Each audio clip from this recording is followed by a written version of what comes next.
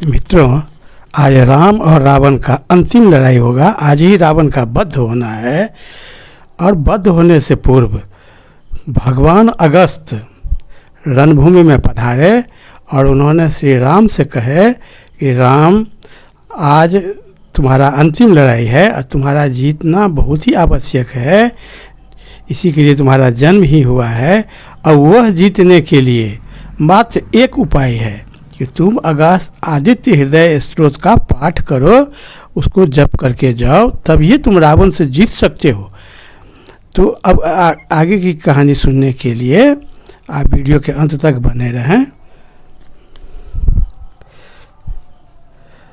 श्री रामचंद्र जी युद्ध में थककर चिंता रहित हुए रणभूमि में खड़े थे और युद्ध के लिए उनके सामने उपस्थित उसी समय रावण हो गया। वह देख भगवान अगस्त मुनि, जो देवताओं के साथ युद्ध देखने के लिए आए थे, श्री राम के पास आकर के बोले, सबके हृदय में रमन करने वाले महाबाहो राम,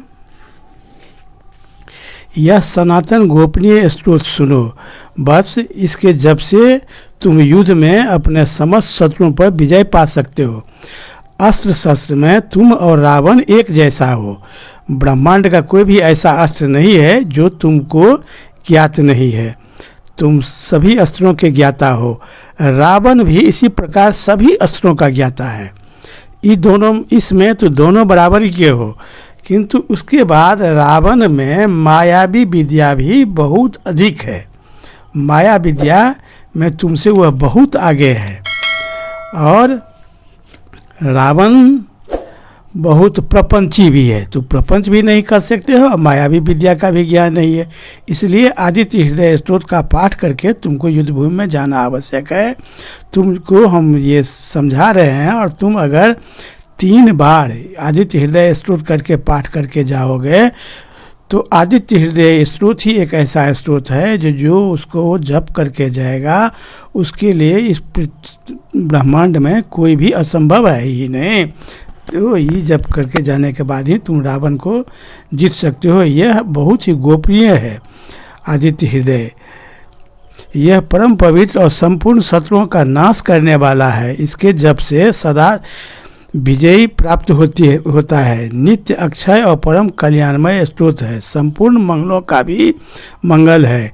इससे सब पापों का नाश हो जाता है। यह चिंता और शोक को मिटाने तथा आयु को बढ़ाने वाला उत्तम साधन है। भगवान सूर्य अपनी अनंत किरणों से सुशोभित हैं। वे नित्य उदय होने वाले देवता और असुरों से नमस्कृत विवस्वमान नाम से प्रसिद्ध प्रभा का विस्तार करने वाले और संसार के स्वामी हैं। तुम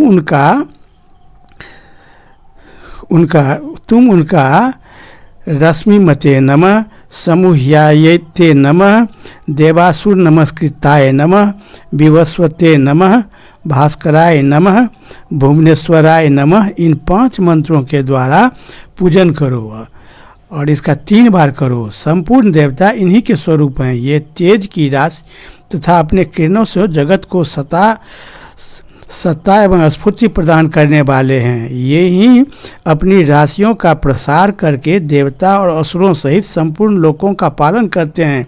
ये ही ब्रह्मा, विष्णु, शिव, स्कंद, प्रजापति, इंद्र, कुबेर, काल, यम, चंद्रमा, वरुण, पितर, वसु, साध्य, अश्विनी कुमार, मरुदगण, मनु, वायु, अग्नि, प्रजा, प्राण, ऋतुओं को प्रकट करने वाले तथा प्रभा के पुंज हैं। सब कुछ सूर्य ही हैं। पूर्व गिरि उदयाचल तथा पश्चिम गिरि अस्ताचल के रूप में आपको नमस्कार है। ज्योतिर्गणों, ग्रहों और तारों के स्वामी तथा दिन के अधिपति आपको प्रणाम है। आप जय स्वरूप तथा विजय और कल्याण के दाता हैं। भगवान सूर्य आपको बारंबार प्रणाम है। आप अदिति की पुत्र होने के कारण आदित्य नाम से भी प्रसिद्ध हैं। आपको नमस्कार है। परस्पर रूप में आप ब्रह्मा, शिव और विष्णु के भी स्वामी हैं। सूर्य आपकी संज्ञा है। यह सूर्य मंडल आपका ही तेज है। आप प्रकाश से परिपूर्ण हैं। सबको स्वाहा कर देने वाला अग्नि आपका ही स्वरूप है। आप रौद्र रूप धारण करने वाले हैं। आपको नमस्कार है। आप अज्ञान और अंधकार के नाशक, जड़ता एवं शीत के बिना निवारक तथा शत्रु का नाश करने वाले हैं। आपका स्वरूप अप्रमेय है। आप कृतघ्नों का नाश करने वाले संपूर्ण ज्योतियों के स्वामी और देव स्वरूप हैं। आपको नमस्कार है। आपकी प्रभा तपाए हुए स्वर्ण के समान है। आप हरि और विश्वकर्मा संसार को सृष्टि करने वाले हैं। तम के नाशक, प्रकाश स्वरूप और जगत के साक्षी हैं। आपको नमस्कार है। रघुनंदन, ये भगवान सूर्य ही संपूर्ण भूतों का संहार, सृष्टि और पालन करते हैं। ये ही अपनी किरणों से गर्मी पहुंचाते हैं और वर्षा करते हैं। ये सब भूतों में अंतर्यामी रूप से स्थित होकर उनके सो जाने पर भी जागते रहते हैं। ये ही अग्निहोत्र तथा अग्निहोत्री पुरुषों को मिलने का फल हैं।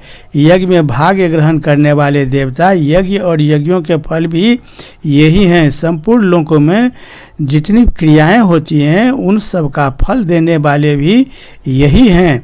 राघव, विपत्ति में, कष्ट में, दुर्गम मार्ग में तथा और किसी भय के अवसर पर जो कोई पुरुष इन सूर्य देवता का कीर्तन करता है उसे दुख नहीं भोगना पड़ता है। इसलिए तुम एकाग्रचित होकर इन देवाधिदेव जगदीश्वर की पूजा करो। इस आदित्य हृदय का 3 बार जप करने से तुम युद्ध में विजय पाओगे। महाबाहो, तुम इसी क्षण रावण का वध कर सकोगे। यह कहकर अगस्त जी जैसे आए थे उसी प्रकार श्री राम को अगस्त आदित्य हृदय स्रोत का शिक्षा दे करके उसके बाद वहाँ से चले गए। उनका उपदेश सुन करके महातेजस्वी श्री रामचंद्र जी का शोक दूर हो गया। उन्होंने प्रसन्न होकर शुद्ध चित्त से आदित्य हृदय को धारण किया और 3 बार आचमन करके शुद्ध हो भगवान सूर्य की ओर देखते हुए उसका 3 बार जप किया। इससे उन्हें बड़ा हर्ष हुआ। फिर परम पराक्रमी रघुनाथ जी ने धनुष उठाकर रावण की ओर देखा और उत्साहपूर्वक विजय पाने के लिए वे आगे बढ़े। उन्होंने पूरा प्रयत्न करके रावण के वध का निश्चय किया और उसी दिन उन्होंने रावण का वध किया। अब रावण का वध कैसे किया हुआ, लड़ाई में क्या सब हुआ, ये सुनने के लिए कृपया वीडियो के अगली कड़ी का प्रतीक्षा करें। तब तक बहुत बहुत धन्यवाद। जय श्री राम। जय